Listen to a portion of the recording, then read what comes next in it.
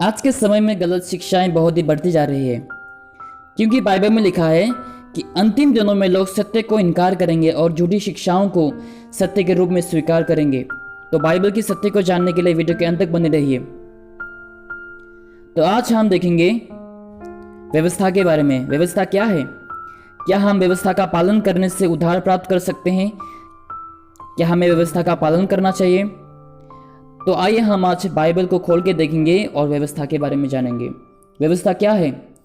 जब हम निर्गमन 20 उसका 1 से लेकर जब हम 17 तक देखते हैं तो हमें पता चलता है कि यहोवा परमेश्वर मूसा को 10 आज्ञा देता है यहूदी लोगों के लिए। तो यहाँ पर हम ध्यान से देखेंगे 10 आज्ञाएं आखिर किन लोगों के लिए है, या फिर क्या परमेश्वर ये 10 आज्ञाओं का पालन सब प्रकार के लोग या फिर सब प्रकार के जातियों के लिए परमेश्वर ने दिया?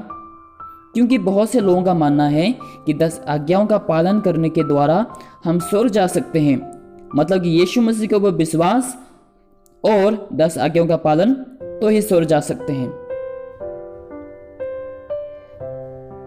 तो जब हम निर्गमन 20 में देखते हैं तो हमें पता चलता है 10 आज्ञाओं के बारे में, जो कि परमेश्वर ने मूसा के द्वारा यहूदी लोगों के लिए दिया था। और ये जो 10 आज्ञाएं हैं ये केवल इजरायली लोगों के लिए है। ध्यान से सुनिए, केवल इजराइल के लोगों के लिए ये 10 आज्ञाएं दी गई थी। तो यह जानना बहुत ही जरूरी था कि 10 आज्ञाओं का पालन केवल इजरायली लोगों के लिए है। तो प्रश्न उन लोग से पूछे जिन लोगों का यह कहना है कि यीशु मसीह के ऊपर विश्वास और 10 आज्ञाओं का पालन तभी उद्धार प्राप्त कर सकते हैं। तो सोचिए, एक व्यक्ति यीशु के ऊपर विश्वास करता है, लेकिन रास्ते पे चलते चलते एक औरत को देखकर वो मन ही मन में वे विचार करता है और अचानक ही एक्सीडेंट से उसका मौत हो जाता है। तो उस व्यक्ति का क्या होगा? क्या वो स्वर्ग जाएंगे या नरक जाएंगे? अगर कोई सोचता है कि 10 आज्ञाओं का पालन करने से हम स्वर्ग जा सकते हैं तो ये बिल्कुल ही गलत सोच विचार है, क्योंकि हम में से ऐसा कोई भी नहीं जो 10 आज्ञाओं का पालन कर सके। क्योंकि बाइबल में लिखा है कि इस संसार में ऐसा कोई भी नहीं जो कि धार्मिक है और आज्ञाओं का पालन कर सके। और बाइबल में लिखा है याकूब 2 उसका 10 में कि अगर आप 10 आज्ञाओं का पालन करते हुए उनमें से एक भी आज्ञाओं का उल्लंघन करते हैं तो आप 10 आज्ञाओं का उल्लंघन कर रहे हैं और आप 10 आज्ञाओं का उल्लंघन कर चुके हैं। यह मत सोचना कि केवल चाकू लेकर किसी का हत्या करने से आप हत्यारा बनोगे या फिर आज्ञाओं का उल्लंघन करना होता है। बाइबल में लिखा है कि अगर आप अपने भाई को नफरत करेंगे तो आप हत्यारा हो, और अगर आप किसी औरत को देखकर मन ही मन में गलत विचार रखते हैं तो आप व्यभिचारी हो। तो हम जितना भी कोशिश करें आज्ञाओं का पालन करने के लिए, हम नहीं कर पाएंगे। अगर कोई सोचता है कि आज्ञा पालन करने से स्वर्ग जा सकते हैं तो बाइबल के अनुसार कोई भी स्वर्ग नहीं जा पाएंगे, क्योंकि कोई भी आज्ञाओं का पालन नहीं कर सकता है।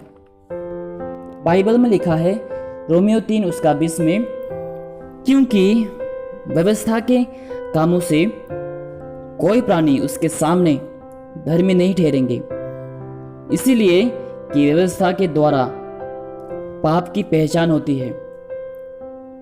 तो बाइबल में साफ साफ लिखा गया है कि व्यवस्था का पालन करने से हम धर्मी नहीं ठहरेंगे। तो बाइबल के अनुसार हम सभी ने व्यवस्था का उल्लंघन किया है। इसका मतलब हम व्यवस्था के अधीन में हैं, मतलब कि हम सभी लोग श्रापित हैं और हम स्वर्ग नहीं जा पाएंगे। गलतियों 3 उसका 10 में लिखा है, इसीलिए जितने लोग व्यवस्था के कामों के ऊपर भरोसा रखते हैं वे सब शाप के अधीन हैं, क्योंकि लिखा है जो कोई व्यवस्था की पुस्तक में लिखी हुई सब बातों को करने में स्थिर नहीं होता वो शापित है। बाइबल में लिखा है कि कोई भी व्यक्ति धर्मी नहीं जो कि परमेश्वर की आज्ञाओं का पालन कर सके। लेकिन आपके लिए एक गुड न्यूज़ है। बाइबल में लिखा है गलतियों का 3 उसका 13 में, मसीह ने जो हमारे लिए शापित बना हमें मोल लेकर व्यवस्था के शाप से छुड़ाया, क्योंकि लिखा है जो कोई काठ पर लटकाया जाता है वो शापित है। आमीन, हालेलुया। तो गुड न्यूज़ यही है कि यीशु क्रूस पर मरने के द्वारा हमें और हमारे हर एक श्रापों को अपने ऊपर ले लिया और खुद ही श्रापित बना ताकि हमें व्यवस्था के श्राप से छुटकारा दे सके। तो व्यवस्था का पालन से नहीं, लेकिन यीशु मसीह के ऊपर विश्वास करने के द्वारा ही हम धर्मी ठहरेंगे। गलतियों 2 उसका 16 में लिखा है कि मनुष्य व्यवस्था के कामों से नहीं पर केवल यीशु मसीह पर विश्वास करने के द्वारा धर्मी ठहरेंगे। तो अभी हम व्यवस्था के अधीन नहीं लेकिन परमेश्वर की अनुग्रह के अधीन में हैं। तो शायद अभी बहुत से लोगों के मन में यह सवाल है, चलो अभी तो हम उद्धार पा चुके, अभी तो हमारा उद्धार हो चुका है, तो क्या इसका मतलब ये है कि हम चोरी कर सकते हैं, व्यभिचार कर सकते हैं या फिर हत्या कर सकते हैं, क्योंकि अब हम व्यवस्था के अधीन नहीं रहे लेकिन अनुग्रह के अधीन में हैं। तो आइए हम इसका भी हल निकालते हैं। हम देखेंगे मत्ती का शुभ समाचार 22 चैप्टर 22 वर्स नंबर 37 से लेकर हम 40 तक देखेंगे। तो जब हम यहाँ पे देखते हैं तो हमें पता चलता है कि फरीसियों ने यीशु मसीह के पास जाकर पूछा, हे गुरु, व्यवस्था में कौन सी आज्ञा बड़ी है? तो यीशु कहता है, तू परमेश्वर अपने प्रभु से अपने सारे मन और अपने सारे प्राण और अपनी सारी बुद्धि के साथ प्रेम रख।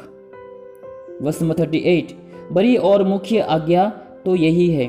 वर्स नंबर 39, और उसी के समान ये दूसरी भी है कि तू अपने पड़ोसी से अपने समान प्रेम रख। तो यहाँ पर यीशु मसीह हमें 2 मुख्य आज्ञाओं को देता है पालन करने के लिए। ध्यान से सुनिए। तो इस समय हम 10 आज्ञाओं को 2 हिस्से में बांटेंगे। तो पहली हिस्से में हम पहली 4 आज्ञाओं को लेंगे जो कि परमेश्वर और मनुष्य के बीच में है। निर्गमन 20 उसका 1 से लेकर हम 11 तक देखेंगे। तो यीशु मसीह की ओर से दी गई पहली आज्ञा कि तू अपने परमेश्वर से प्रेम रख, कि तू परमेश्वर से प्रेम करो। तो अगर आप परमेश्वर से प्यार करते हैं तो क्या आप परमेश्वर को छोड़कर दूसरा भगवान के आगे या फिर दूसरा भगवान की पूजा करेंगे या फिर दूसरा भगवान के आगे झुकेंगे? नहीं। तो प्यार, तो अगर आप परमेश्वर से प्यार करते हैं तो आप पहली जो 4 आज्ञाएं हैं उस 4 आज्ञाओं का पालन कर चुके हैं। और दूसरी हिस्से में हम 6 आज्ञाओं को लेंगे जो कि मनुष्य और मनुष्य के बीच में है। तो यीशु मसीह का दूसरा आज्ञा कौन सा है? अपने पड़ोसी से प्यार करना। सुनो, अगर आप अपने पड़ोसी से प्यार करते हैं तो क्या आप अपने पड़ोसी का हत्या करेंगे? क्या आप पड़ोसी के विरुद्ध झूठे साक्षी देंगे? क्या आप हत्या करेंगे? नहीं। तो अगर हम ये दोनों मुख्य आज्ञाओं का पालन करते हैं तो सारे आज्ञाओं का पालन करना बराबर है। आप इस वचन को देख सकते हैं gospel of Matthew chapter 22 verse number 40। तो आज हमने जाना व्यवस्था के बारे में कि व्यवस्था क्या है। तो बाइबल में लिखा है कि व्यवस्था स्कूल मास्टर है। हम इंग्लिश वर्ड में देखते हैं स्कूल मास्टर। आइए हम देखेंगे गलतियों उसका 3 उसका 24 में, इसीलिए व्यवस्था मसीह तक पहुंचाने को हमारा शिक्षक हुई है कि हम विश्वास से धर्मी ठहरे। मतलब कि व्यवस्था के द्वारा हमें पता चलता है कि हम पापी हैं, क्योंकि जब हम जान पाते हैं कि हम पापी हैं तभी हम यीशु मसीह के पास आकर पापों का क्षमा मांगते हैं और हमारा उद्धार होता है।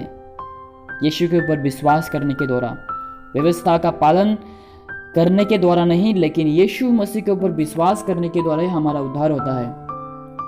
तो गलत शिक्षाओं से दूर रहिए और बाइबल के सत्य को जानिए, क्योंकि जब आप लोग सत्य को जानोगे, सत्य आप लोगों को आज़ादी देगा।